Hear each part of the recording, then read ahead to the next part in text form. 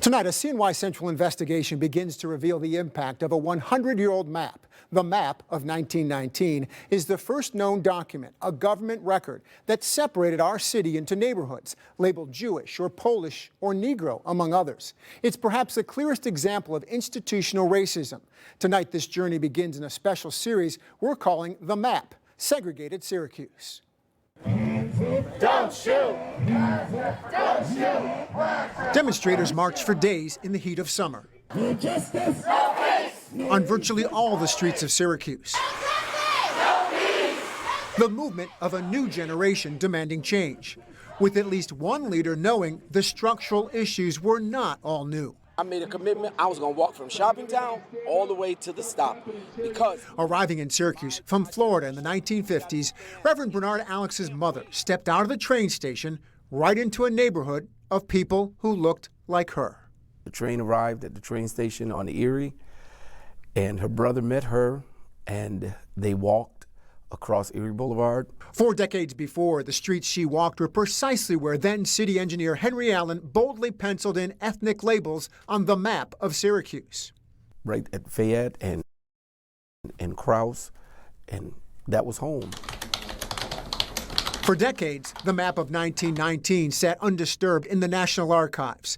I uncovered it last summer and began to investigate its roots and impact. I found it's no longer on record at Syracuse City Hall, but it's an undeniable link to the boundaries of the city, first formed a century ago. The city engineer color-coded the map. Green and blue marked areas like James Street and the University for professionals and, quote, citizens of more than ordinary wealth. A step down, yellow, for tradesmen and unskilled labor. Capital letters spelled out recent immigrant groups, Italian, Irish, German, Polish, and Jewish, all separated from the growing 15th Ward.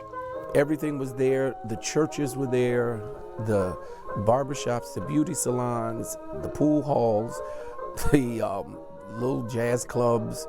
It was the hub for African Americans in Syracuse at that time. So I tell you, there's this map from 1919 that has these ethnic labels on it, and the one place where it writes Negro on it, the word of the day, that's exactly the neighborhood that doesn't surprise you. No, it doesn't surprise me. I'm confident that Mr. Allen did this in 1919. Bob Searing of the Onondaga Historical Association calls the map an amazing historical artifact. The map lays out Syracuse in a pivotal time, the end of World War I, the Erie Canal about to be filled, a global pandemic winding down, industry bustling. The face of Syracuse is changing.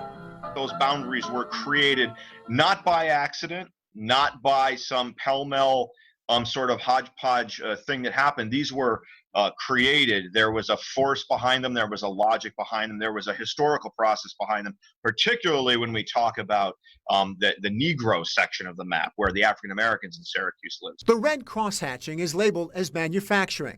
The map of 1919 is the first known city-sanctioned document associating African Americans with redlining. Somebody was actually laying out some very distinct areas over this map. The 1919 map is a precursor to the Homeowners Loan Corporation, or HOLC, maps of the 1930s. By the city map of 1931, the redlined area expanded to reflect the growing 15th Ward, where Reverend Alex's family lived. Those neighborhoods were officially labeled hazardous. The newly developed federal housing programs and lending based on these maps would alternately spread and hinder the wealth of families in Syracuse and Onondaga County. Unfortunately, the federal government used the mortgage loan system to sort of marginalize immigrants and, by extension, Black citizens and Jewish citizens. A great American.